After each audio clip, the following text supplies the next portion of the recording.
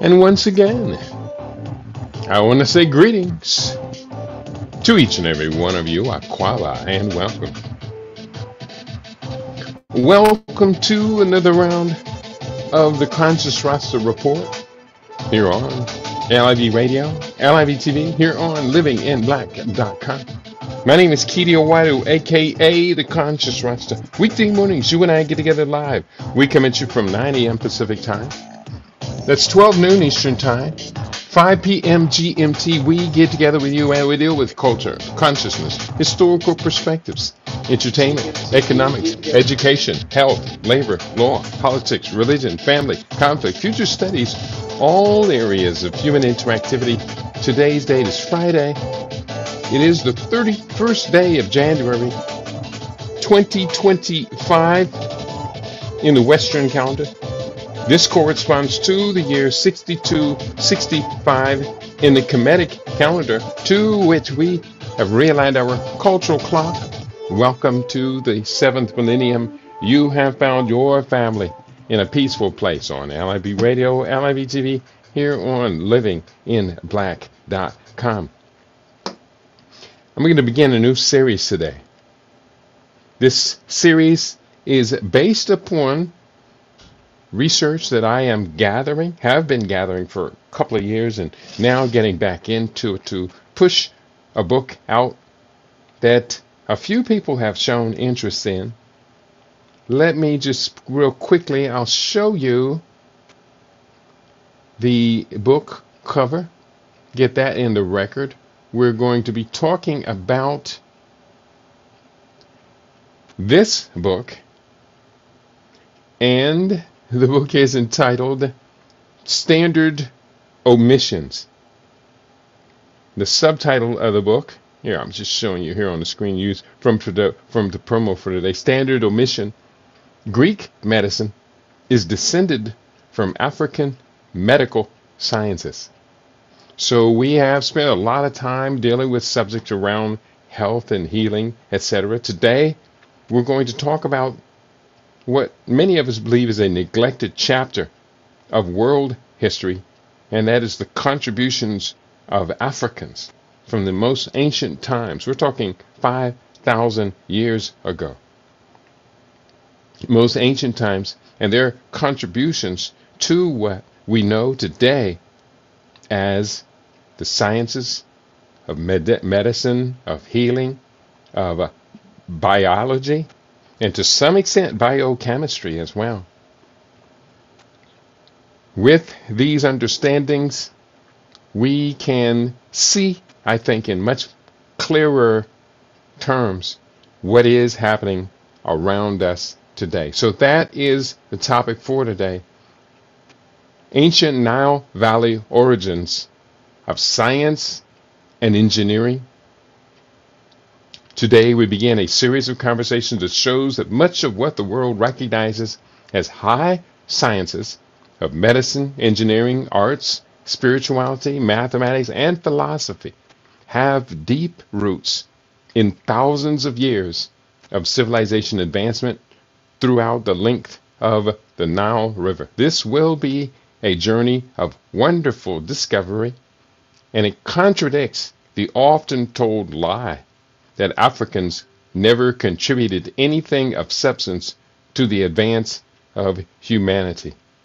And at this time where we see the battle lines within the United States and around the world, the battle lines between the idea of black or African inferiority and the ascendance of a new mentality that puts one race superior above all others, it's time that we do our best to shatter that myth and realize that anything that's been done on this planet, Africans, including blacks in America, have done it at the highest level within society. And I mean that very sincerely. I have a number of friends and associates who are engineers for major corporations, inventors, pioneers in many different fields, masters of biosciences, masters of the arts, masters of sculpture. Oh, I can point to real people, women and men, on these frontiers. So that's what we are here to deal with today. Bear with me. I've got a lot of information I've pulled together. I've been reading and gathering documents all morning, and I pulled up 3 of the ones that I gathered, and I'm going to be reading from them. I have those up on Acrobat, not on Acrobat, in PDF form. Also, we're going to say greetings and welcome to our listening audience, as we like to do every day. We like to let you know how much you are appreciated, loved, I should say. Loved, and why your and my cooperation toward these noble aims of learning together in the People's Academy of LIB Radio are so wonderfully important. So we've got a big task on the table for today. Let's get this party started. Okay? So, anybody want to check in? I'm checking the live chat over here on the Rumble to see who's with us today. I see eyes are coming into the circle. And let's learn. Let's get inspired. First of all, let's go to these 3 documents I pulled up for today. I have them up on Adobe Acrobat. And let me just figure out where they are on my desk. Okay. The first one is entitled, What Technological Advancements Were Created by Ancient Egypt? It's a very, very serious subject that we have here. And let's get into this serious subject. This article appears, where is it from? I think I'll have the link down here at the bottom. I saved all these as PDFs. This appears on historyrise.com. The author of the article is not listed here, but maybe I'll come across the author's name here during the course of this reading. What technological advancements were created by ancient Egypt? Ancient Egypt's legacy extends beyond the pyramids and hieroglyphs. It includes a myriad of technological innovations that have a profound effect on the evolution of technology.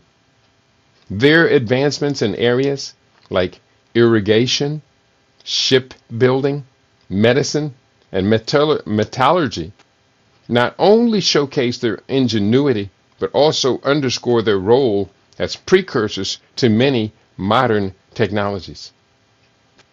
The technological contributions of ancient Egypt are diverse and significant. Here's a closer look at some of their key innovations. And again, I do have the link here. I think I can copy, cut, and paste that link here from, I'll have to edit this document. Bear with me. This takes just a second. Edit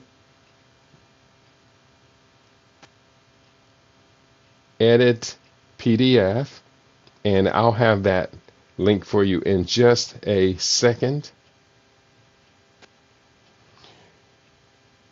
so that you can do the very research. You can always just look up the titles that we're using for these various pages. And in fact, this is taking so long, I don't have the patience. Here we go. I do have the patience. Oh boy, this is taking... Okay, there we go. Here is the link. Copy. And let me paste this up for our Rumble family.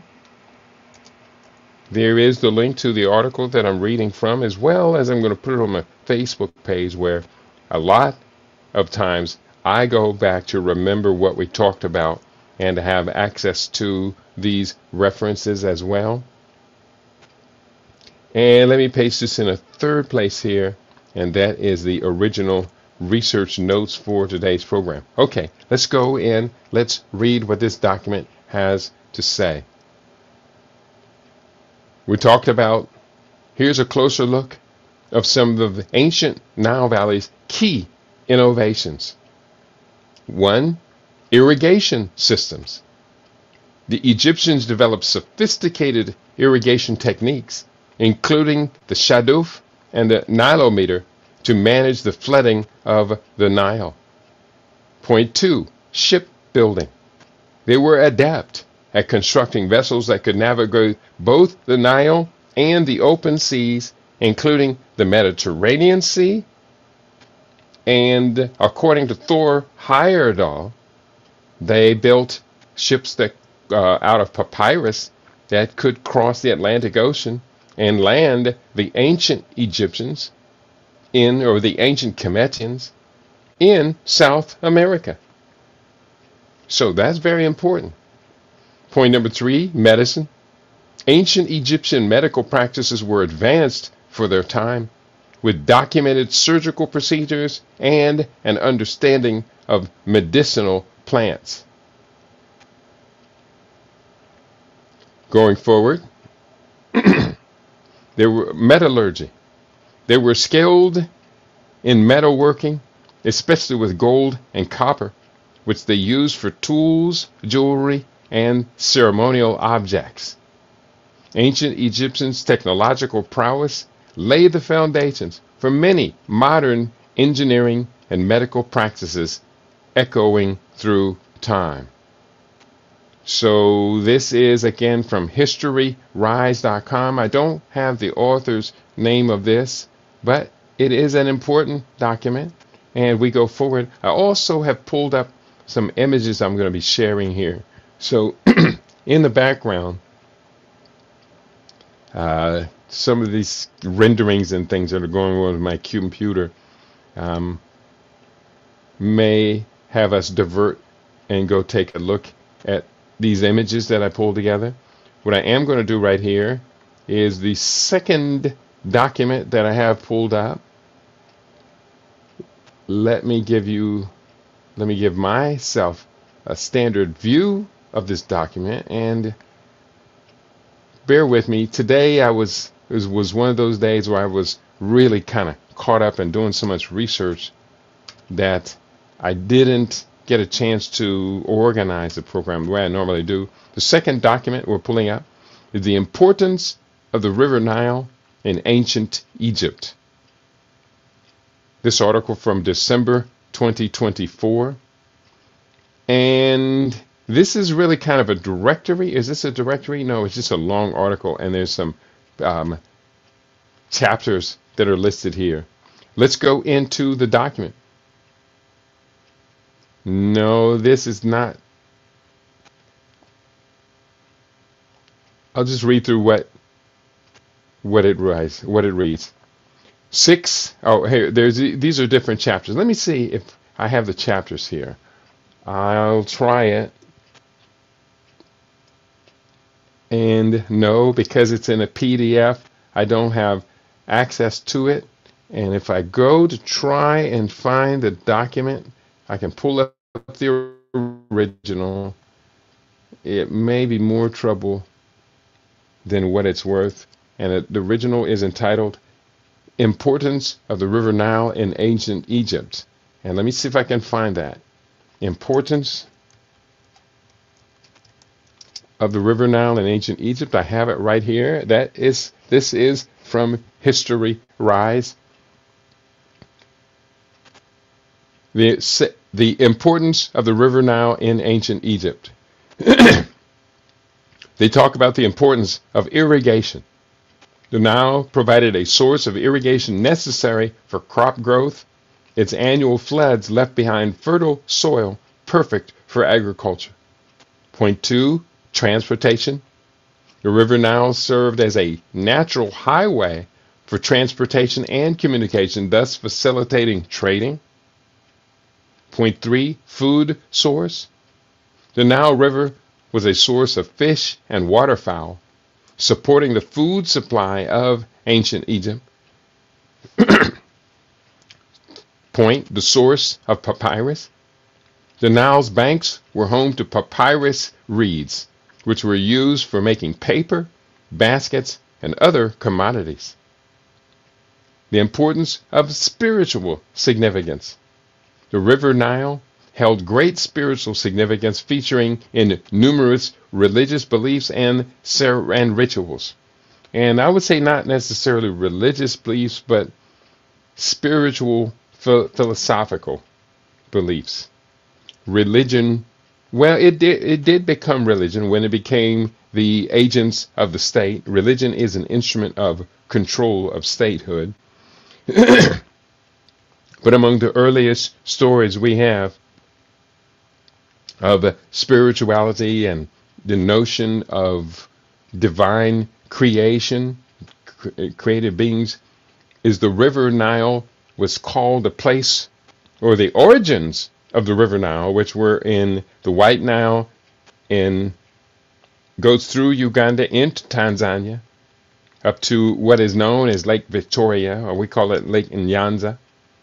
And it also goes up the Blue Nile into the Ethiopian highlands. So those were the places called the place where the great god Hapi doth dwell. Hapi, Hapi, the god of the origins of the Nile River.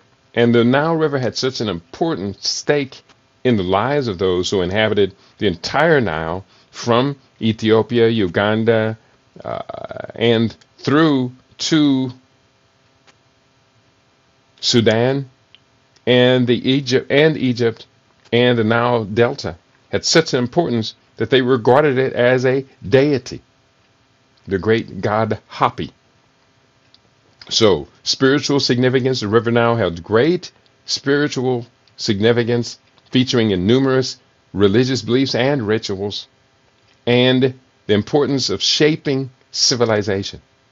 The settlement patterns of ancient Egyptian civilization were mostly aligned along the pathway of the Nile River, and of course, from the Nile River Delta, they stretched out across the Mediterranean. The original seed cultures of Greece were the Minoans, and there was another one that was, I think, preceded the Minoans. It's very rarely covered in history, and I'll have to pull that out of my deep research. I was studying that during the course of this week, and I will be able to pull that out, but I don't have that in memory. So we talked about 6 importance of River Nile in ancient Egypt. Let's go forward. We're going to continue. We talk about the River Nile was of paramount importance in ancient Egypt because it provided essential water supply, fertile soil for agriculture, a transportation route, and facilitated trade. Its predictable flooding enriched the land, allowing for fruitful harvests and supporting the sustenance and economic growth of the ancient Egyptian civilization. And the ancient Egyptian civilizations, plural, included names like Cush, Nubia, Kemet, Ta, Seti, and we acknowledge those, as well as the various city-states along the Nile. We're going to talk about all of that during the course of this, as the book will be focusing on the origins of science, specifically medical and biological biosciences. The predictable flooding enriched the land, allowing for fruitful harvests and supporting the sustenance and economic growth of the ancient Egyptian civilization. The River Nile played an integral role in the survival and development of civilization. It was the lifeblood of Egypt, supporting farming, transportation, and trade. Its annual floods deposited nutrient-rich silt on its banks, creating fertile soil that supported agriculture and enabled the growth of crops like wheat and barley, so many others. Furthermore, the Nile was a vital transportation route, enabling trade and communication. Some of this is a little bit redundant. And going forward, they have a conclusion here, and I'm going to wrap up this document. Key characteristics of the importance of the Nile we read. Oh, no, this is important. We didn't read this. some of it does repeat. Agriculture. Ancient Egypt's economy was based on agriculture. The fertility of the river Nile allowed the Egyptians to grow a variety of crops, including wheat, barley, flax, onions, leeks, garlic, beans, lettuce, lentils, cabbages, radishes, and cucumbers. The first trip I made to Africa was to the Nile Valley. And when we arrived in Cairo and our first meal, we saw this beautiful spread of locally grown fruits and vegetable dishes.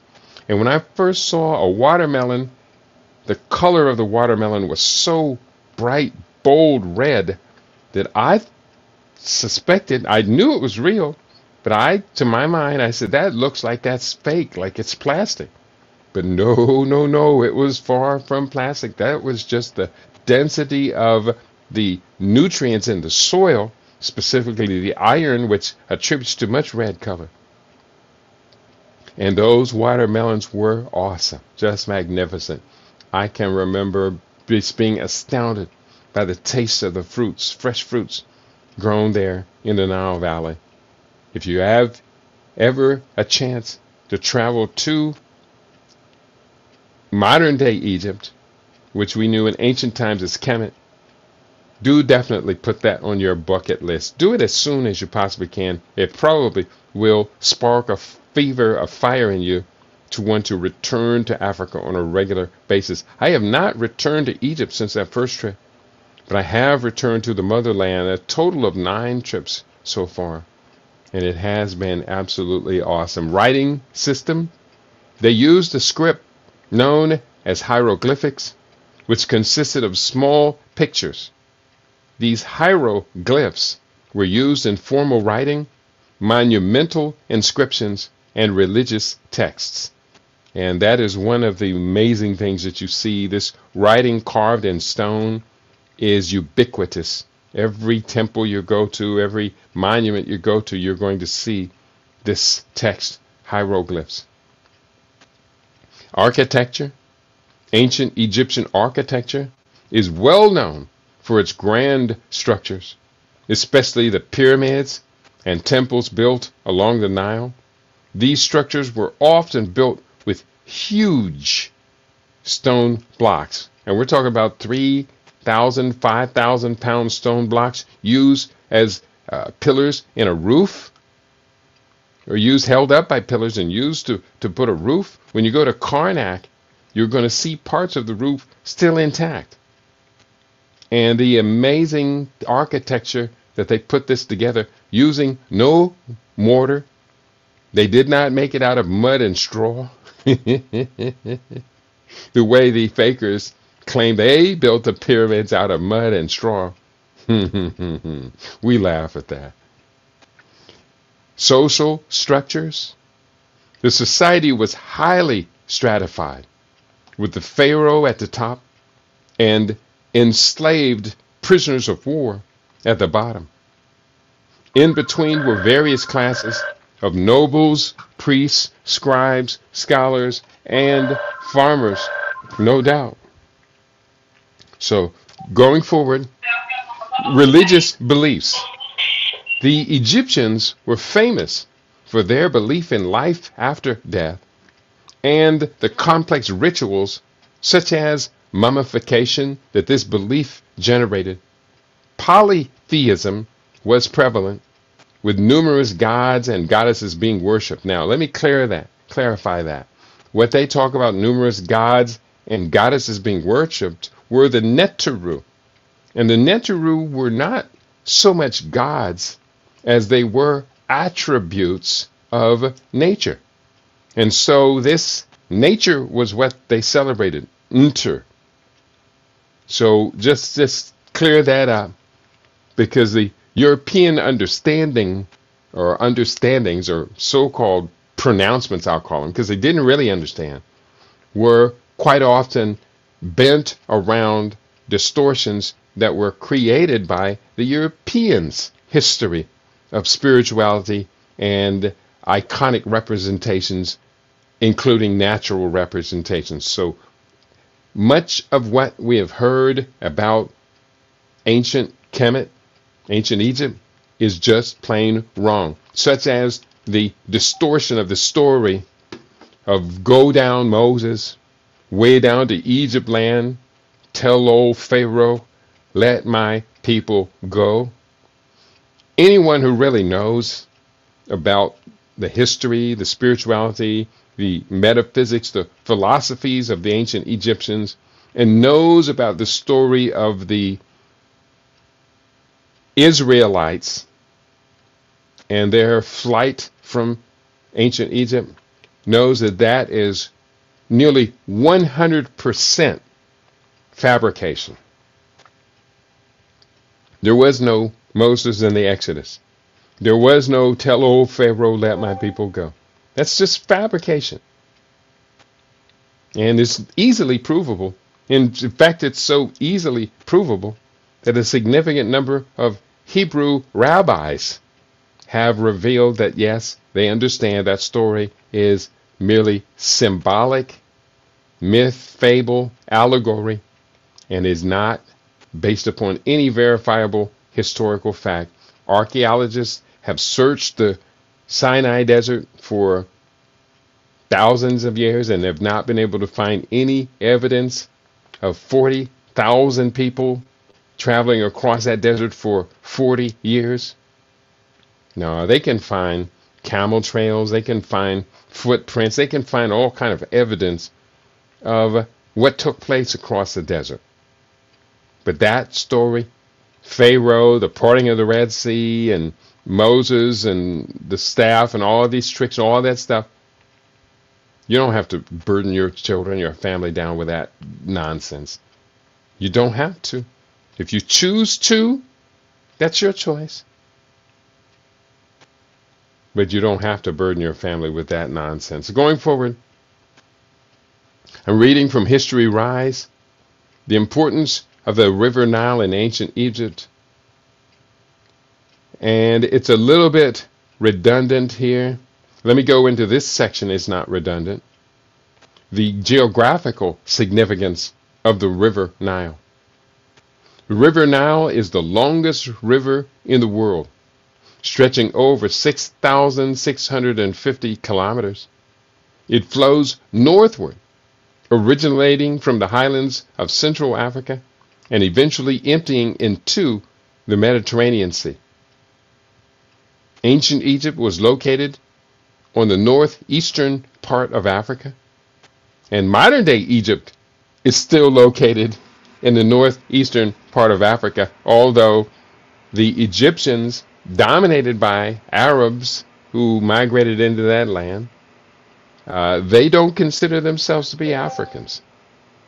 So they want to have picked up Africa and moved it to Western Asia. So ancient Egypt, just like modern Egypt, located in the northeastern part of Africa, and the River Nile ran through its heart. The river served as a natural barrier, protecting the region from invasions and allowing for the development of a unique and thriving civilization. The Nile brought life-giving water to the otherwise arid desert land of Egypt, making it possible for agriculture and settlement to flourish along its banks. The river's floodwaters deposited rich silt, creating fertile soil ideal for farming. And then part of this is a little bit redundant. I'm going to go quickly through this and double check, making sure that anybody in the house who wants to be acknowledged, like Alpha the Alchemist, you are acknowledged here today. He says, greetings to Kiti Obiawadu and the LIB Universal family. He said, I'm listening in the background as much as possible. Always great to have you in the house. Make sure you and everyone else who thinks like you and I get a chance to hit the like button and let the algorithms know that, yes, we take these discourses seriously. This today begins a series that talks about the Greek medicine is originated from African medical science. The book entitled Standard Omissions. Agriculture relied heavily on the annual flooding of the Nile, which brought new layers of nutrient-rich silt to the riverbanks. And when we were in Egypt, not in Egypt, in Ethiopia in 2017, we saw these waterfalls where the Nile River originated, the Blue Nile. And in these waterfalls, I have photographs of these waterfalls. You can see the density of nutrient-rich soil in the water coming across these waterfalls.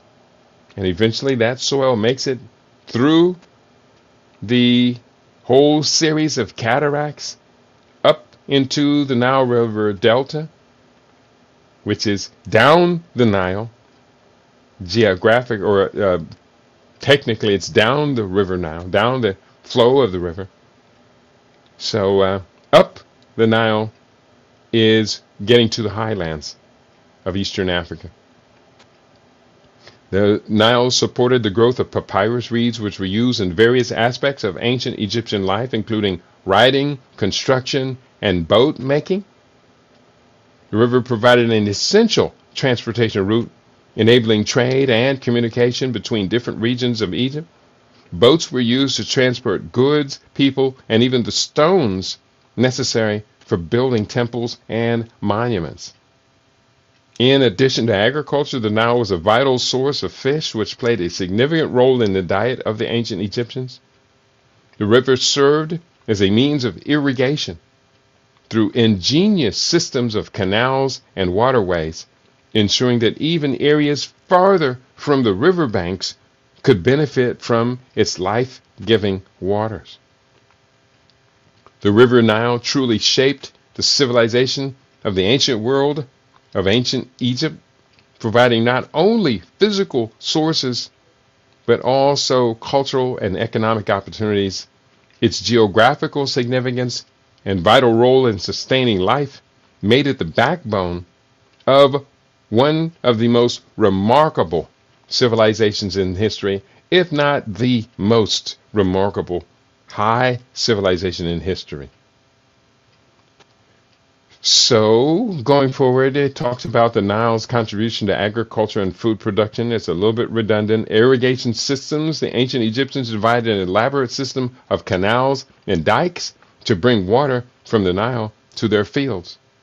They used the technique known as basin irrigation, where small plots of land were flooded with water and then drained, allowing the fertile silt to nourish the crops.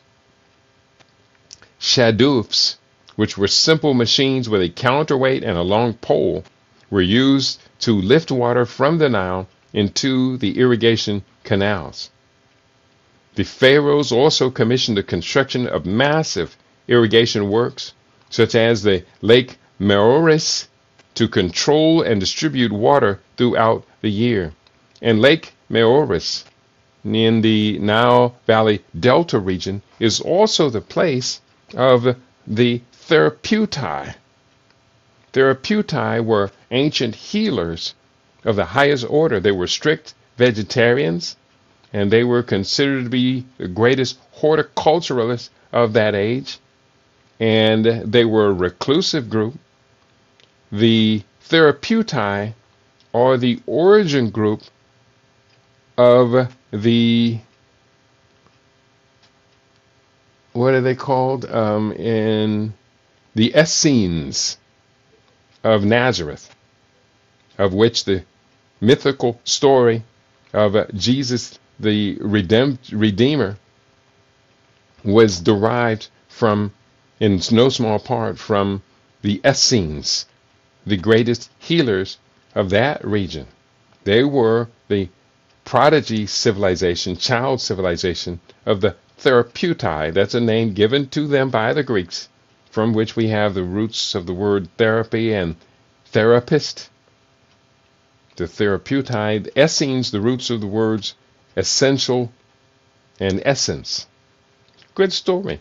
There's a lot of that. I did write about that in the book, Living Superfood Research. That's chapter 10, the spiritual origins of the vegetarian lifestyle. We trace that story all the way back to the Dead Sea Scrolls.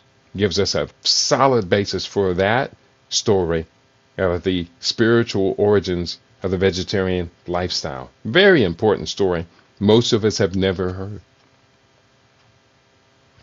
Um, they talk about the Nile flooding and its impact on agriculture. We kind of covered that. These documents are a little bit redundant, but that's okay. Crops cultivated along the Nile. The abundance of water and fertile soil along the Nile allowed the ancient Egyptians to grow a diverse range of crops. Staple crops, such as wheat, barley, and flax, which were used for making bread, beer, and linen. Flax is used for making linen as well as flaxseed oil. The Nile's warm climate also supported the cultivation of fruits, such as figs, dates, and pomegranates. Vegetables like onions, garlic, and lettuce were grown extensively, providing essential nutrients and flavor to the Egyptian diet. The cultivation of large-scale plantings of crops like grapes and olives was limited due to the challenging climate conditions, and it was very, very hot. And still to this day is very hot along parts of the Nile, especially the West Bank. Once you get in the upper Nile region, geographically south, closer to Sudan, it gets hotter and hotter. The hottest I've ever witnessed personally was Denderan and Abydos. I think Denderan got to 122 degrees that day. It was so hot that when we got off the bus and were walking into the temple remains there to see them up close and personal, wearing sneakers, you could not stop on the sidewalk. You had to keep walking to keep air between your sneakers and the ground. The ground was just that hot. It was incredibly hot. Going forward, vegetables like onions, garlic, and lettuce were grown extensively, providing essential nutrients and flavor to the Egyptian diet. I think I read that. The Nile's contribution to agriculture and food production was vital to the survival and prosperity of the peoples. Through their ingenious irrigation systems, they harnessed the river's waters and maximized its potential for agricultural purposes. So what I'm going to do right now, and there's a video here that I haven't seen, so I'm not going to do that. What I am going to do is, if you don't mind, I'm just going to take a couple of minutes here and just share with you some of the images I've been collecting this morning relative to the story that we are telling. So I'm going to add this to stage. Boom. The images. And we saw this one a little bit earlier. This was the promotion for today's broadcast. But I'm just going to page turn and share with you some of the images that we gathered here today. This is an image of the step pyramid of Saqqara at the Giza Plateau. This is just geographically south of Cairo. The Giza Plateau is where the Great Pyramids are located, as well as Hermakis, the so-called Sphinx. That's where they're all located at the Giza Plateau. It's really kind of a suburb, one might say, of Egypt. This is the cover of a Netflix, or the promotional photo from a Netflix documentary, The Secrets of the Saqqara Tomb. Saqqara complex was designed by Imhotep, the world's first great multi-genius in history. The great Imhotep is a major contributor to the early advance of Nile Valley civilization, dating back to the 3rd dynasty. He was the Grand Vizier, advisor, and scholar to the Pharaoh Djoser, and very important character in history. Imhotep is not the first physician recorded in history. I'll have those details when the book comes out. But for right now, we're just kind of doing an overview of what this is going to be all about. This is another photograph of the Saqqara tomb of Panahe. And this is another complex there at Saqqara. Saqqara is quite a huge complex, and you will see the step pyramid designed by Imhotep there as well as the first recorded, quote, White House in the world. The first White House is actually there in ancient Egypt. This is an image of the Nile River basin. Let me just blow this up so we can kind of trace it and see it. It's not real high resolution, but we can see at the very north of the Nile River, we can see that it splits off into the Nile Delta, which is the interface between the Nile River and the Mediterranean Sea, the Nile Delta. And the Delta is some very, very fertile land, and some of the great accomplishments of humanity take place there in the Nile Delta, such as the Alexandria, which was renamed after Alexander the Macedonian, so-called Alexander the Great according to the Western perspective, but we refer to him as Alexander the Macedonian, meaning he was of Greek origins, and he was a conqueror, and he was the one who conquered this part of the world and took it away from the Western Asian conquerors, the Assyrians, the Persians, and others that had come in from the east. Africa had also conquered those areas as well. Hopefully we'll get a chance to talk about Tutmosis III, who was the last great conqueror of the Fertile Crescent, which is modern day Syria, Lebanon, Israel, Palestine, Jordan, and parts of the Sinai. Going up the river, we then start to come to, and I wish this were a little higher resolution. I'll get a higher resolution so we can kind of see these. We can see the Aswan High Dam, which was at the time called Aswan. What we didn't see, we see Upper Egypt, and not that far from Cairo is Luxor and a number of other different locations. We have the Naj Hammastad, I think it's called, and that's a very important part because there's a set of spiritual documents that come from that area that are very, very important. And it goes on into Sudan, and from Sudan we can see at Barber, we can see the two divisions of the Nile, one going eastward into Ethiopian, and then the other one going westward through Khartoum, that eventually takes us into Uganda. And the Nile River goes beyond Uganda, actually into parts where it floats into the lake there, Lake Nyanza, which is many people call it Lake Victoria. So again, I'll get a higher resolution of this map, and we'll go through that another time. There are a number of AI artistic renderings that I encountered in doing this research, and some of them really quite impressive. This one purports to show various inventions of science and technological advancements that were created on the banks of the River Nile. And of course, this is an AI rendering. It is what it is. I think it's really lovely and impressive, but by no means is it accurate at any given point, except for showing the techniques and technologies that were developed there.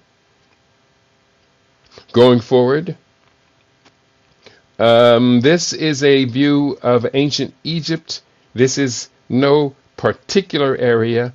It's just a collage of different images. And I like AI artistic renderings. And so this is one that I came across today that caught my eye. This is another rendering purportedly to be answering the question, who is Imhotep? But we have images of Imhotep that were carved in stone that are more accurate than this AI rendering, although it does iconically, symbolically tell the story of Imhotep, the world's first polymath multi-genius. Going forward, this is a statue, one of several statues, not a whole lot of them. I think there's maybe 2 or 3 statues of Imhotep. And this one I can't remember which thieving museum possesses this one. It might be Germany, it might be London. But this is Imhotep. This is the step pyramid of Saqqara. And on the right you see some of the temple complex buildings there. The original White House. This is where that's located. Now, as I'm thinking, because I photographed this same photograph, and as I'm thinking, this one appears to be horizontally reversed. But I could have taken it from the other side of this building on the right-hand side. But the image that I have showing the White House and Saqqara in the background is taken from the other side. The buildings would have been on the left side of this photograph. So this one is either reversed, or I just took my photographs from the opposite side of the building there. Another image of Imhotep. Another statue, I should say. And the statues of Imhotep are miniatures. They're not very big at all.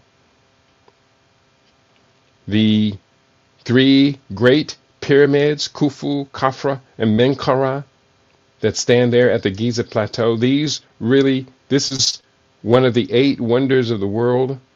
And these become really kind of the center of people's journey to Cairo, to the Giza Plateau, to see these 3 great pyramids. But as you can see, there are 3 lesser pyramids that are in the general region as well. There are a lot of pyramids throughout the Nile Valley. Sudan actually has more pyramids than does Egypt. Another view of the step pyramid of Saqqara, designed and engineered by Imhotep. It has 1, 2, 3, 4, 5, 6 layers. And at one point I saw, I think, a documentary that talked about the building of this and how it was built, and why it has been so stable and sturdy, lasting for 5,000 years. This is the Edmund Smith papyrus.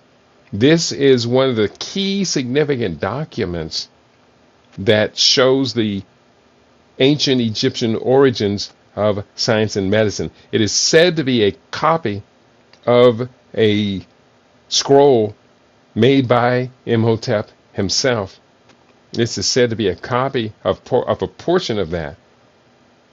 It's called the Edwin Smith Papyrus because Edwin Smith is the wealthy Englishman who bought this from grave robbers, Arabic grave robbers. He bought it, and so therefore it goes into the public record under his name. But Edwin Smith had nothing to do with the creation of this document. There are some other ones as well, and they are probably too often named after Europeans who bought them from grave robbers. Another statue of Imhotep. The same, a little bit closer up. And this is Hippocrates.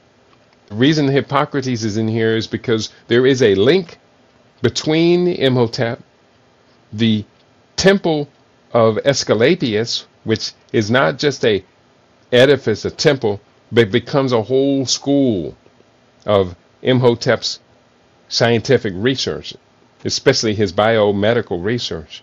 And Hippocrates actually was a student of the temple of Asclepius. So much is attributed to Hippocrates in the evolution of our understanding of biology and medicine and nutrition and wisdom. Much of what is attributed to Hippocrates, he studied. Enough respect to Hippocrates. I respect Hippocrates for leaving a record of what it was that he studied. And that's why we know his name, because he left a record and he trained many others to preserve this legacy. The school of Asclepius, I don't know if there is any preservation of the school of Asclepius that's taking place in the world, especially that's above ground and not being held in secret by the forces that have usurped ancient Nile Valley philosophy, spirituality, the things, groups like the Freemasons, the Knights of Malta, Knights Templar, the secret societies and ceremonial magic. We will be touching on that, although I've already published that in a book, so it's not going to be a central theme to the upcoming book.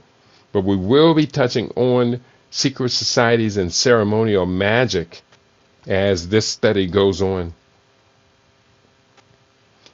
Going forward, love to hear from more of you in the house. Anybody on, I am broadcasting today's broadcast on YouTube.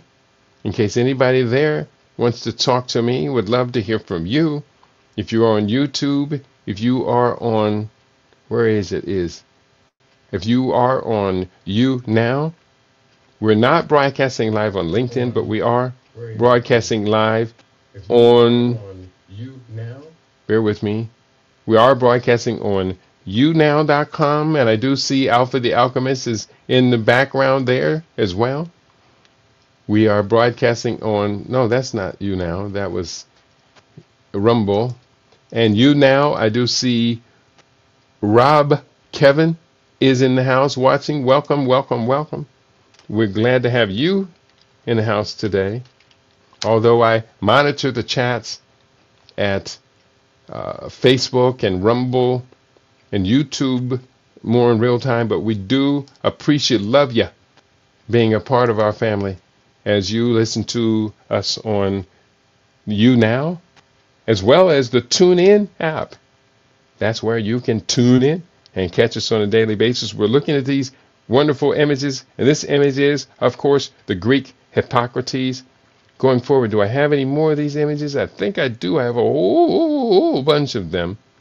And let me just come out of here and see if I can see a few more of these images from, I have 2 files on standard omissions. I'm going to have to merge them together. I started this book 2 or 3 years ago and then stopped it. And now I've come back to it towards the aim of completing these images. And here's some more images. I just found this. I found this image. I've been wanting to have this image at hand for some time. And I'm going to show you this image. And can anyone guess? Would anyone like to take a guess of who this image is? I'm going to go over here back to, no thanks, not in YouTube. I'm going to go back to StreamYard. I'm going to present my photo gallery one more time. And you tell me, who is this image on your screen? I'll give you a hint. This predates Imhotep. This is Hesi-Ra. Hesi-Ra is the first doctor, first physician in the history of the world that we know of from the Nile Valley. Now, that's not to say that similar doctors, scientists of biology and medicine did not arise in China, in India, and Western Asia. But this one, according to our record of the Nile Valley, Hesi-Ra, dates back probably, I would say dates back probably 5,000 years. Technically, Imhotep dates back about 4,900 years or so. Let me see if I can find Hesi-Ra real quickly. I'm going to pull up a search engine. Let's go with, I've got a lot of stuff over there. I'm going to go with Chat GTP from Pilot.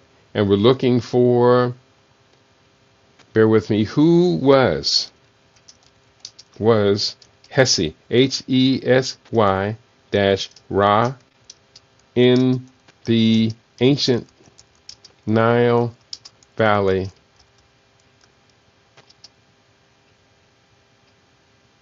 history. Who was Hesi-Ra? And hopefully it found it. Hesi-Ra was an ancient high official during the early 3rd dynasty. Around 2600 BC, he served under Pharaoh Zoser, the builder of the step pyramid at Saqqara. Hesi-Ra is particularly notable for his title, Great One of the Ivory Cutters, or Great One of the Dentists, which suggests he might have been the earliest named dentist in history. His tomb, discovered in Saqqara, is famous for its beautifully decorated cedar wood panels and colorful wall paintings that depict different stages of his life. These artworks show Hesi-Ra as a young man, a middle-aged man, and an old man, highlighting his long and distinguished career. That one I appreciated. I'm going to copy, cut, and paste that to my source document for today's conversation. Who was Hesi-Ra? And I'm going to look for these references. They had 3 references. I'm going to open those in different tabs. Open. The first one is from UAD Chicago. The second one from Historical Alive. And the third reference from Wikipedia. Let's go to Wikipedia. Hesi-Ra, also known as Hesi-Re and Hesire, was an ancient Egyptian high official during the early 3rd dynasty of Egypt. His most notable title was Wer Ibesinju, meaning either Great One of the Ivory Cutters or Great One of the Dentists, which makes him the earliest named dentist. His tomb is noted for its paintings and cedarwood panels. Thanks to several clay seal impressions found in Hesi-Ra's tomb, it is today known that this high official lived and worked during the reign of Pharaoh Zoser, and maybe also under King Sekhemket. Hesi-Ra's name is of some interest to Egyptologists and historians alike, because it is linked to the sun god Ra. Hesi-Ra, alongside a few high officials at this time, belongs to the first high officials who were allowed to link their names to Ra. However, they were not allowed to use the sun disk hieroglyph to write Ra's name. This was permitted to the king only. So titles as a high-ranking official and priest, Hesi-Ra bore several elite and pious titularies, including confidant to the king, Great One of the 10 Upper Egypt, Great One of Pe, Great One of the Dentists, Elder of the Ked-Hetep, Chief of the Scribes, Brother of Men, and Magician of Mehit. The most debated title among Hesi-Ra's many rather unique titles is Wer Ibe Sinju, which can be translated in many ways. Ibe can be translated as either dentition or ivory, and Sinju as arrows, cutters, and or physicians. Thus the full title, Wer Ibe Sinju, can either be translated as Great One of the Ivory Cutters or as Great One of the Dentists. If the former translation is correct, Hesi-Ra was a professional ivory cutter and artist, a profession that was fairly common and already attested in early dynastic inscriptions. If the latter translation is correct, Hesi-Ra would be the first person in Egyptian history to be officially entitled as an occupational dentist. Hesi-Ra also draws interest because the richly decorated cedar wood panels and the colorful wall paintings discovered inside and outside his tomb. And the image that you're seeing on the screen, let me make sure you are seeing the image on the screen, is from one of these wall panels in Hesi-Ra's tomb. It really looks quite spectacular, one could say. Going forward, what did I do? I didn't want to do that. I clicked on another document. So I'm just going to go wrap it up. Hesirah's tomb, Mastaba, is situated in Saqqara. It was discovered in 1861 by French archaeologists Auguste Mariette and Jacques de Morgan. Excavations started in 1910 and ended in 1912, organized and performed by British archaeologist James Edward Kubel. Hesirah's tomb is squeezed in between dozens of others, approximately 260 miles northeast of King Djoser's pyramid complex. In its original state, the mastaba was 43 meters long, 22 meters wide, and 5 meters high. It was made of hardened mud bricks. Inner and outer walls were once completely and smoothly covered with white limestone. The inner room structure consisted of a long niched corridor and several rooms and chapels. So I thought that was pretty interesting. Not bad, Wikipedia. I'm not bad at all. And again, this was a name that I had forgotten about. I knew that there was this one who predated Imhotep, and that is Hesirah. And so what I'm going to do is I'm going to print this page to this folder. And this folder now has dozens of these research articles I've been gathering from museums and from writers and books and authors and all kind of, I've got so many of these. This one is Hesirah from Wiki. I'm pasting this in, Hesirah, Hesy, Ra, and this is from Wikipedia. And this real quickly, let me just read to you some of the titles of these articles I've been collecting I'm going to read these maybe as much as 2-3 times as I put together this narrative that the origins of Egyptian medicine were ancient African medical science. So here are some of the titles of the articles that I have. Advancements in ancient Nile medicine. Aegean civilization, talking about the connection between Africa and the Greek islands. Africa's Imhotep, the real father of modern medicine, from Chika Esiobu. Title, Africa's Imhotep, the real father of modern medicine. It's probably the same document, saved twice, different title. I just wanted to put the author's name in there.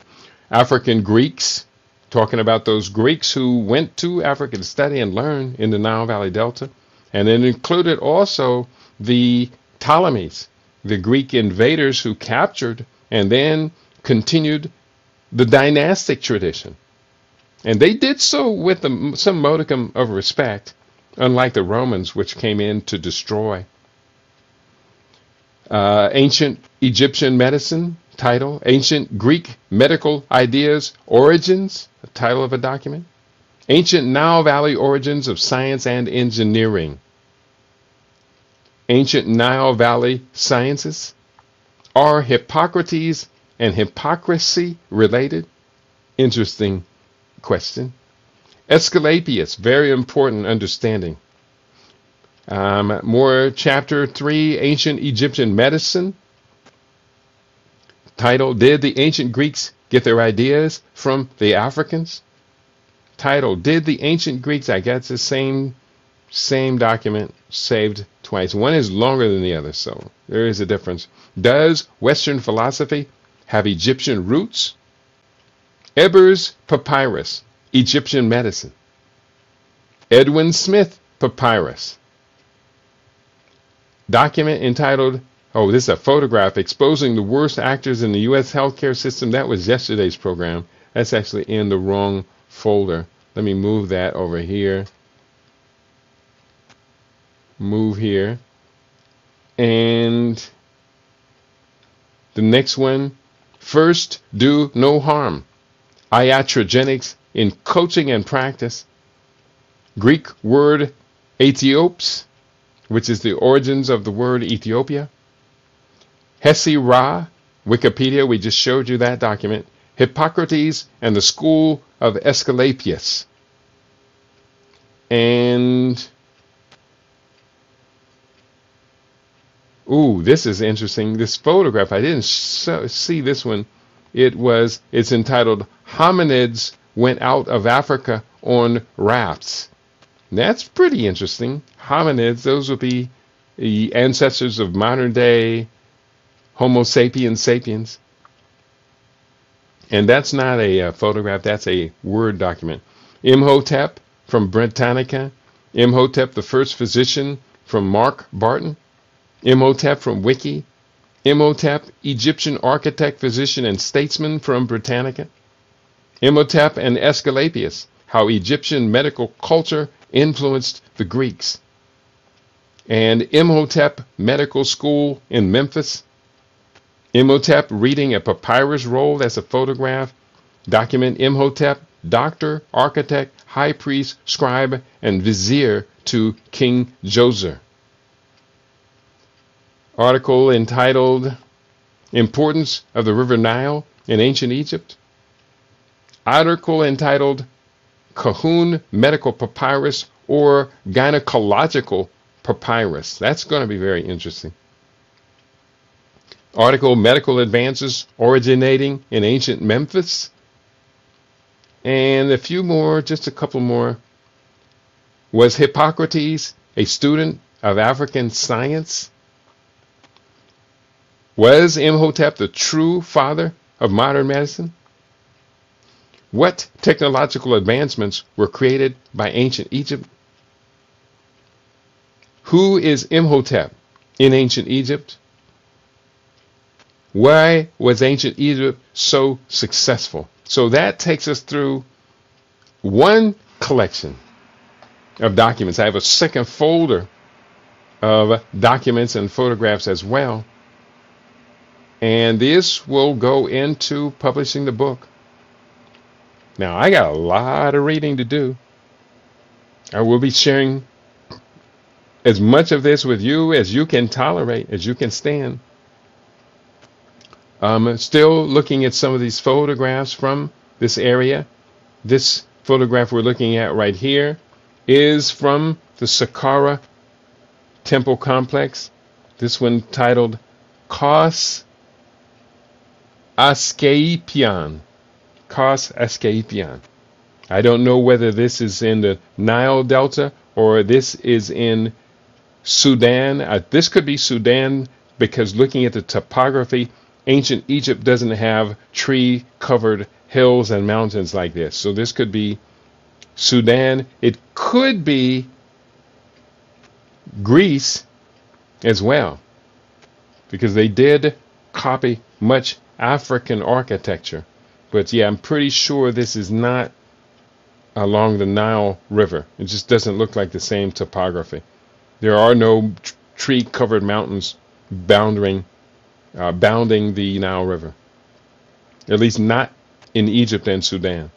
Going forward, more photographs. This one is Akhenaten, also known as Amenhotep IV. Akhenaten is a very, very important character, especially to those of us who call ourselves healers of the ancient tradition, the Therapeutai.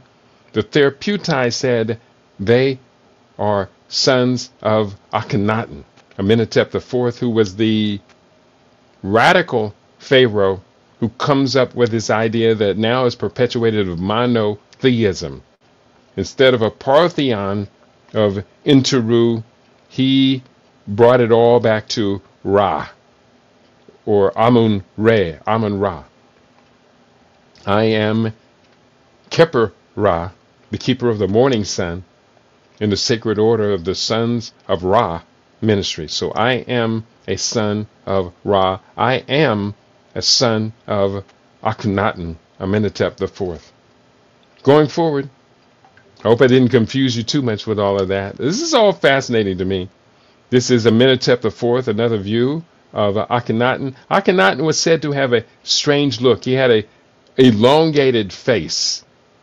And makes him unique and easily identifiable amongst the many monuments you'll see. I have seen this monument here. I can't remember where it was. I think this was at Saqqara, but I could be wrong there. This is ancient Egyptian medicine practitioner. I don't know who this is. I don't think it's Hesi-Ra, but it could be. But this is a Egyptian medical practitioner. You can see the medical tools as well as his concoction he's preparing here. And this was, for them, as much spiritual as it was just straight chemistry or herbology. Same image. Oh, this is from Seti-Ra. So Seti-Ra is the ancient name. No, not Seti-Ra. Ta-Seti. So Seti-Ra is this character. Ancient Egyptian medicine from Seti-Ra. This is another image of ancient Egyptian medicine. We can see in this particular image, we have a female physician, and this could be the first female physician in world history. I don't have that name handy, but she would be right around the time of Imhotep. So, female practitioner, female physician, yes, they did exist. These are some of the surgical tools that were used in ancient Egyptian medicine. And some of these tools have been perpetuated and closely resemble modern day surgical tools. This is ancient Egyptian medical surgical tools being described and photographed, or not photographed, or photographed from the inscriptions at Qom, and I can't see the whole title, but this is telling you where this is located at. And this view right now doesn't show the whole title. Let me see if I can see the whole title here. Yeah, at Qom Ombo. Surgical tools from Qom Ombo. So, going forward, here, let me make this a little bit larger so you can see these images a little better.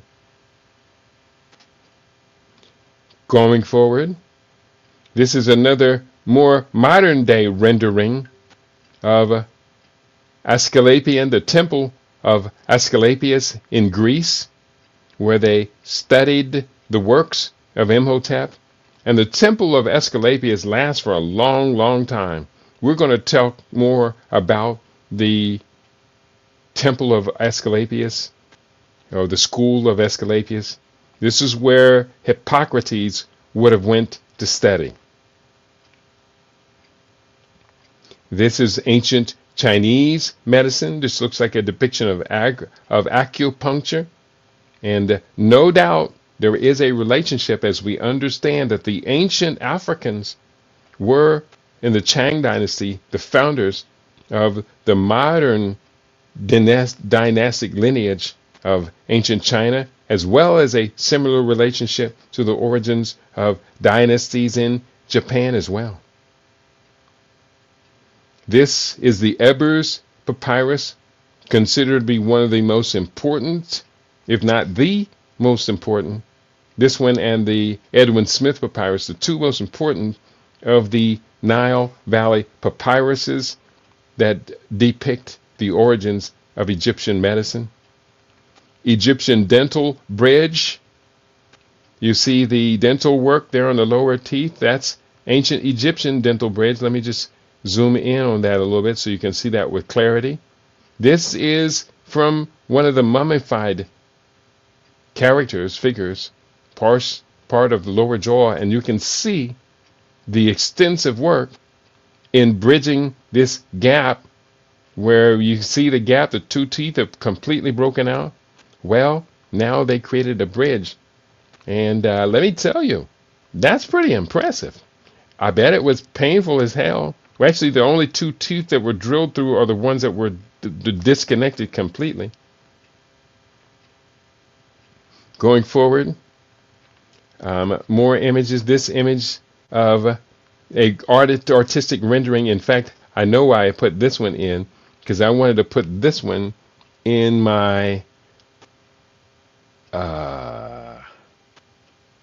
in the background for when I'm doing my broadcasts. I'm using the chroma key green screen, and I probably could do that right now. Let me see, do I have a moment to do that? I'm going to go into my settings here, and this one is called Egyptian Palace Background.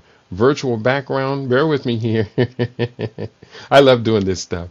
And I'm going to add another image for my virtual background, plus, and this one I'm going into this folder, which is Standard Omissions Greek Medicine. And I'm going into the folder and I'm looking for Egyptian Palace.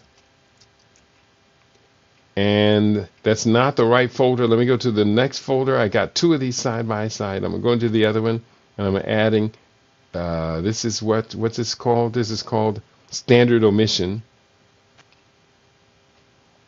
In this folder, Egyptian Palace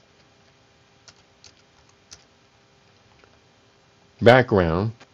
I'm adding that background and looking at me right now. There we are.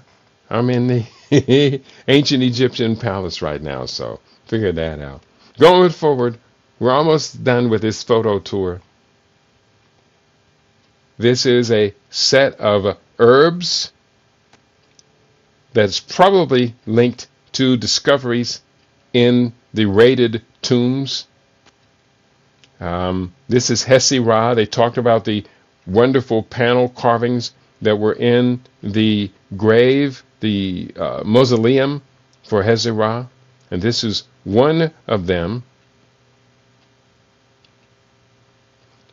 And this one, apparently this looks like Hesi-Ra with a sister, and she looks kind of faded out. I think that's what that looks like. If not, it's just I'm just imagining it, but it looks quite clear to me. There's Hesi-Ra. Going forward, another of the panel carvings from the tomb of Hesi-Ra.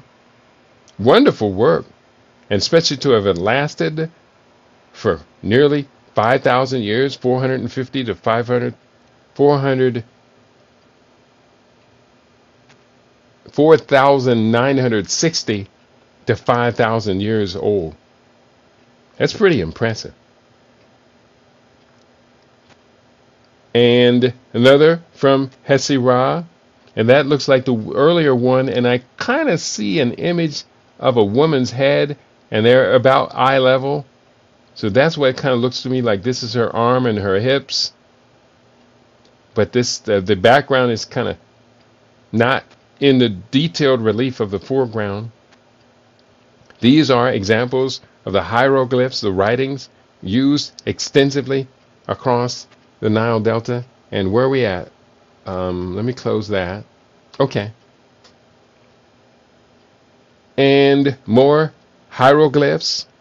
Beautiful carvings. You see these all over. And these are, of course, replicated, because the originals have had thousands of years of wear on them. Of course, this is a desert, but nonetheless, there is some degree where they're not so tightly defined as these are. So these will be replicas.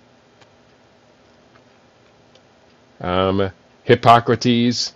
This is a Roman bust of Hippocrates. Another bust of Hippocrates, probably the same one we showed in the other gallery. This is Imhotep's face. This is a partial of the face of Imhotep. Wonderful detail. Look at the detail on that. That's pretty impressive, isn't it? This is another of the statues of Imhotep reading the scrolls. And Imhotep seated. And modern day Imhotep. And this is a stack of books that I have that are on the origins of African medicinal science and research. And when you just absolutely, definitively must prove that Hippocrates and Greek medicine had their roots in Africa over 1,000 years earlier, then you arm yourself with books, books, books, and more books. Kind of hard to read the titles. We have the Book of the Dead, which the Africans call the Book of Coming Forth by Day and by Night. Wayne Chandler's excellent Ancient Future. You have a history of Egypt from, this is by James Henry Breasted. I have the book on my shelf, but it's kind of hard to read these titles. The Evolution of Civilizations, that from, what's his name? The guy who did Tragedy and Hope, Carol Quigley. And a number of them. So we're going to be talking about these. I even included Living Superfood Research because of my chapter on the spiritual origins of the vegetarian lifestyle takes us to the Nile Delta to completely answer that question. So there is a lot of work I had ahead of me. I hope you can appreciate it.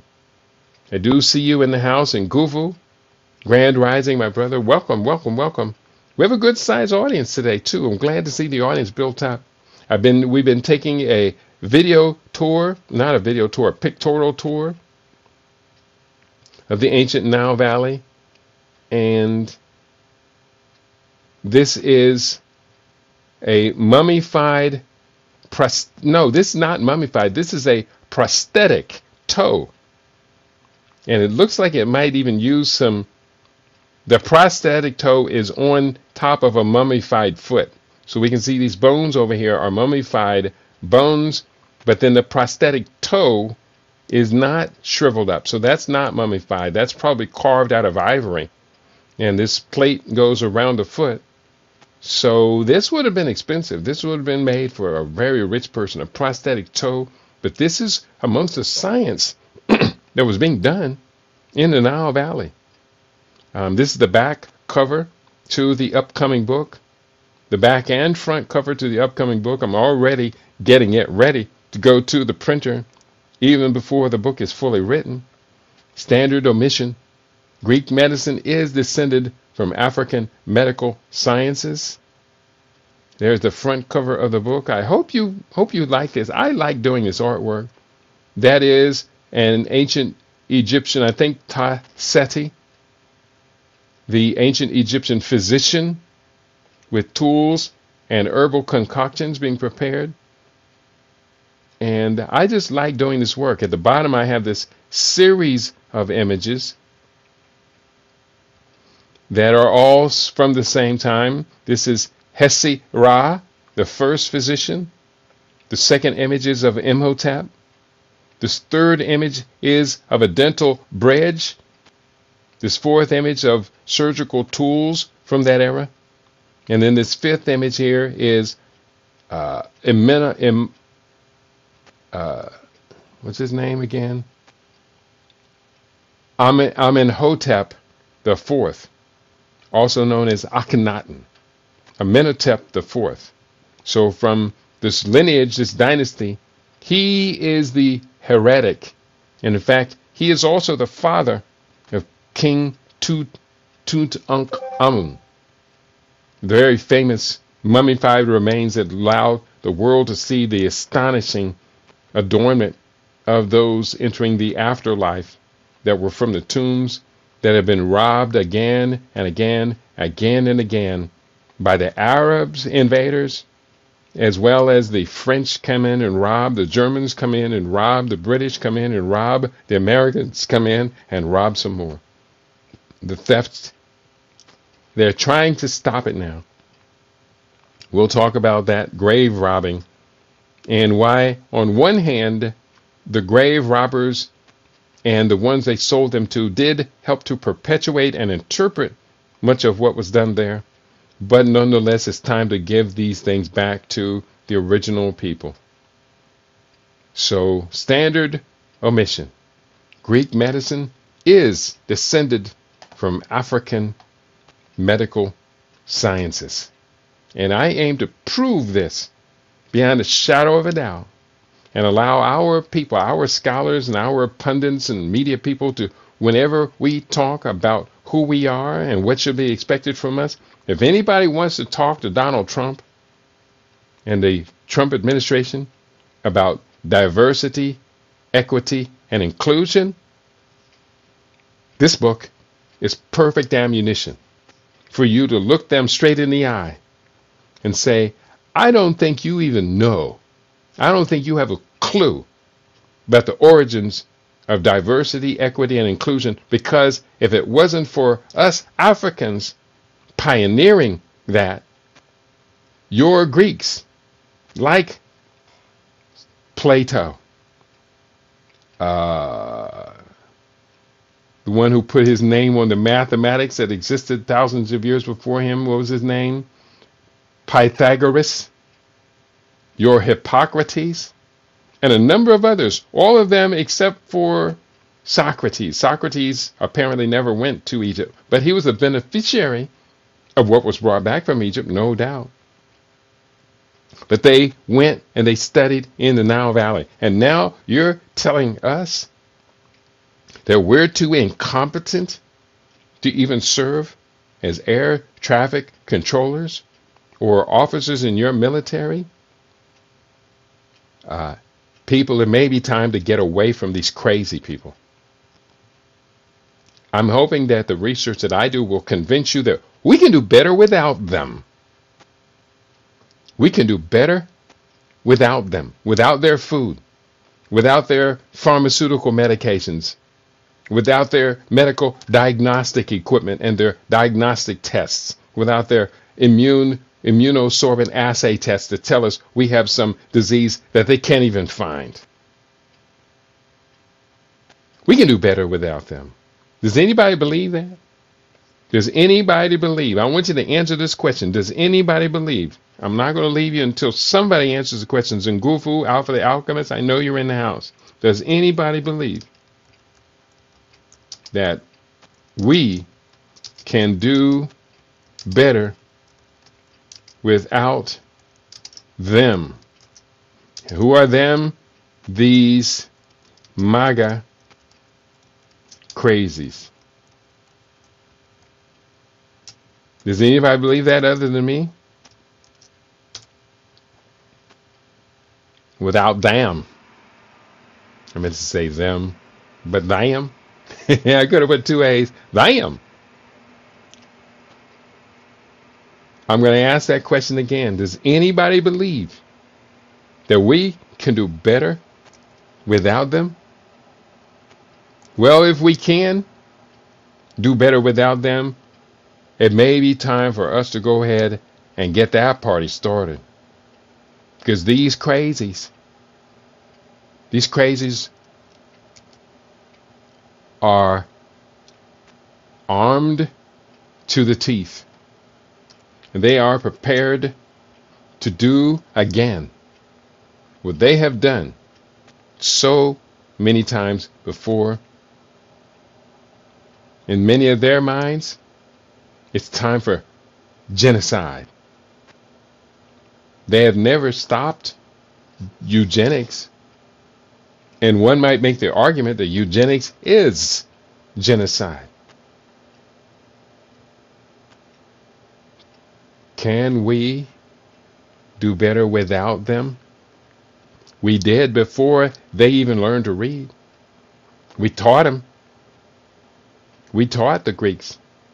The roots of modern day Greek civilization were the Minoans from Africa, who sailed from the Nile Delta in throughout the eastern Mediterranean and traded with and shared and supported and embraced other peoples who are not like us. That's pretty benevolent. You MAGA people,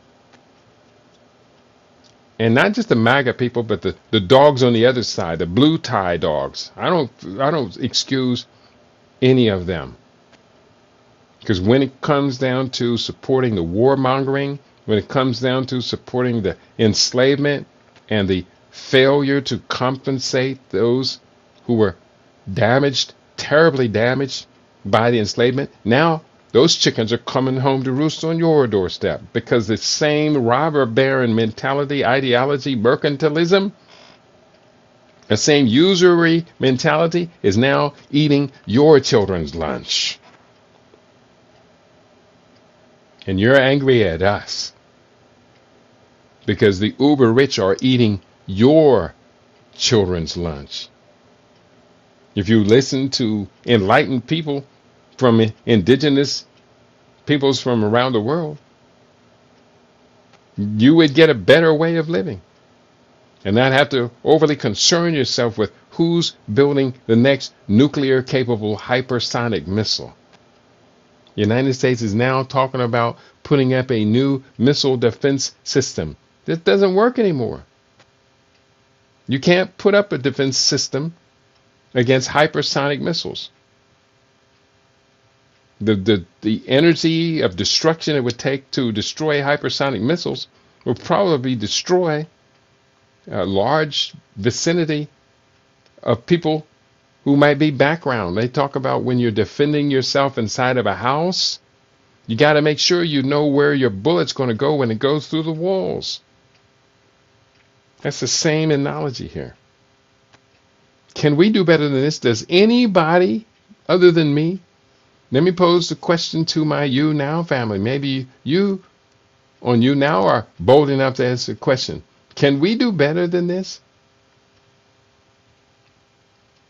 Can we do better without the influence of these MAGA crazies?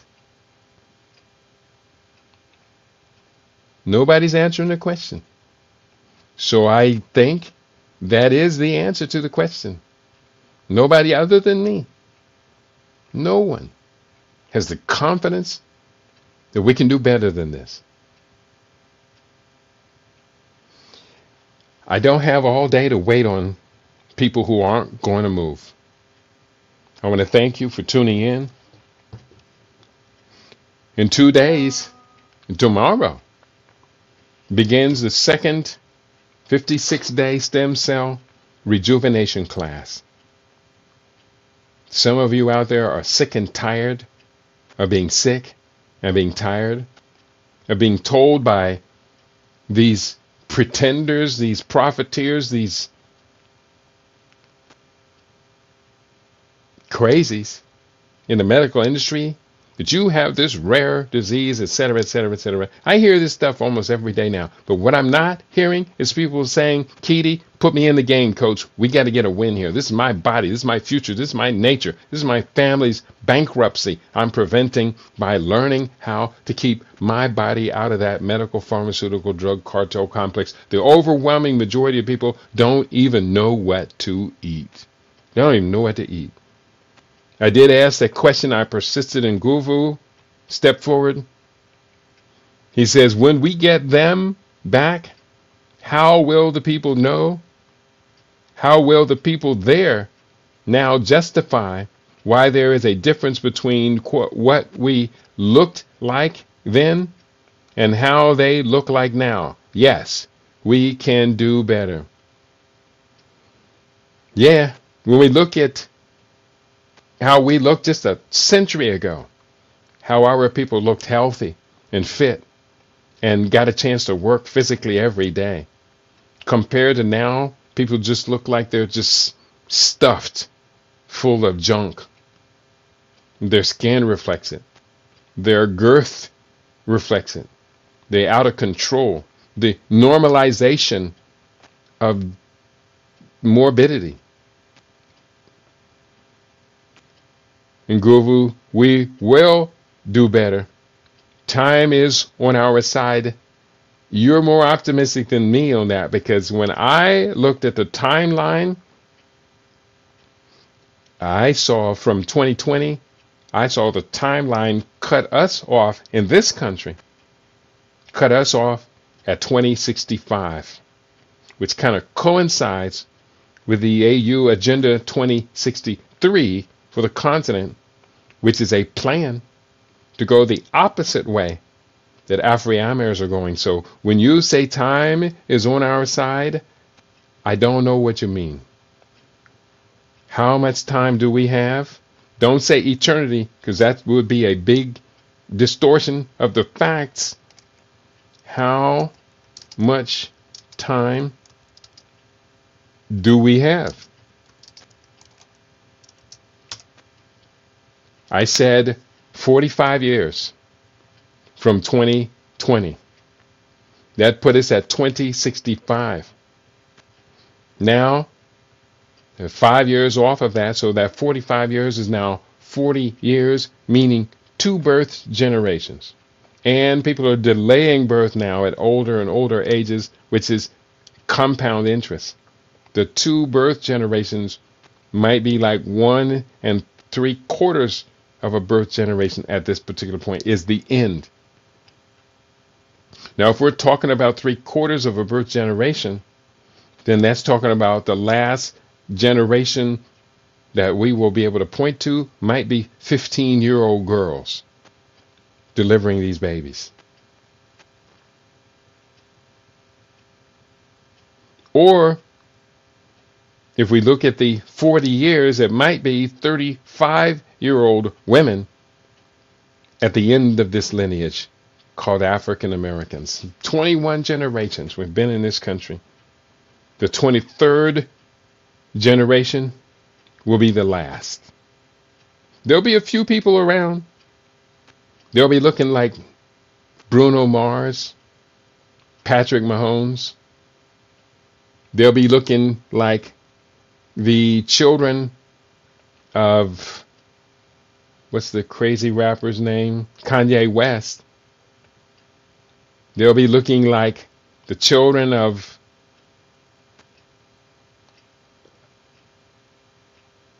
I can't remember these celebrity names. Will Smith and Jada Smith Pinkett's children. That's the end of the line, people. Them crazy little children. I hate calling children crazy, but they got crazy mom and daddy. Red Fox told a joke that sticks in my mind, comes readily to mind. He was talking about children, ugly babies, ugly children. He said, "Oh yeah, you got some ugly children out here. But I can guarantee you one thing. You follow an ugly child home, you know who's going to answer the door." So if you follow a crazy child home, you know who's going to answer the door. Will Smith and Jada Pinkett.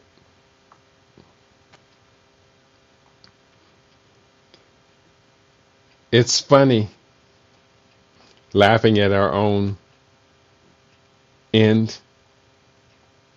It's funny laughing in the face of being lined up in front of the gas chambers. I wonder how many people lined up in the gas chambers at the death camps of Eastern Europe.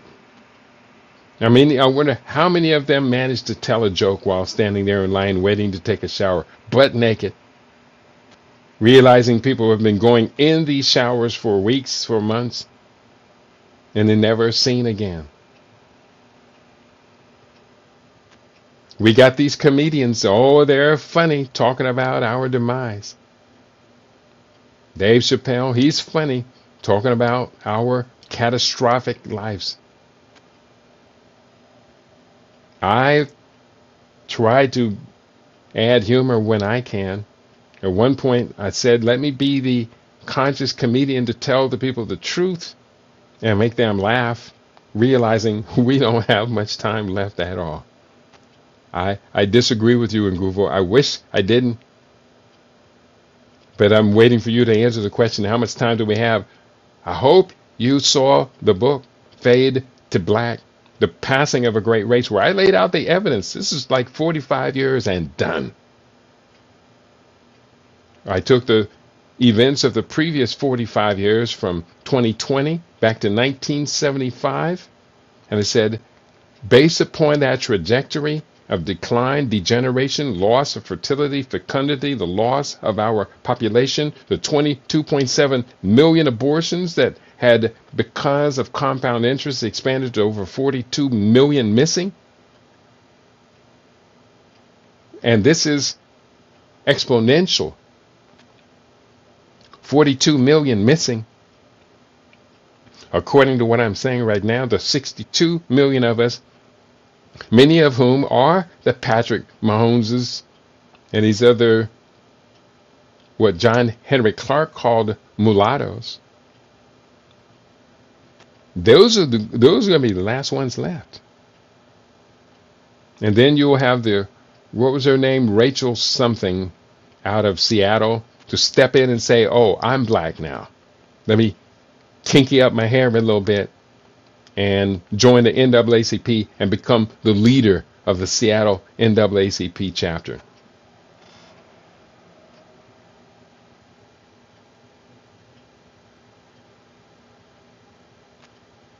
How much time do we have? We don't have a lot of time. But we do have unlimited time on the other side of history. See, we're talking about futurology, the present, and the past. When it comes to the present, Haile Selassie said, everywhere is war. That's how I opened up the book. Disaster Preparedness for World Wars 5 and 6. I opened up that book with the speech by Haile Selassie. You remember it from the song War by Bob Marley and the Wailers. Until the philosophy that holds one race superior and another inferior is finally totally discredited and abandoned, everywhere is war. Until the color of a man's skin is of no more importance than the color of his eyes. Until the basic human rights are equally guaranteed to one and all without regard to race, everywhere is war. That's today. But on the other side of today, as we look back in history, there's much for us to be proud of, much for us to hold our backbone up straight, reach our pineal gland, our third eye to the sky, and say, I am proud to be of this great and noble race, and I will do everything I can to make sure that the world does not lose the powerful benefits of having this great and noble race as primary creators, governors, inventors, scientists, agriculturalists, artists, singers, and dancers, cultural contributors. For all of the great things that human beings do, we as Africans, we can hold our heads high. But we got to be informed. We got to know about it. We got to teach our children about it. And so I write books. On that note, it's not too late for you to be a part of this next 56 day, not 20, 56 day stem cell rejuvenation. And you, if you follow these instructions, you will get younger.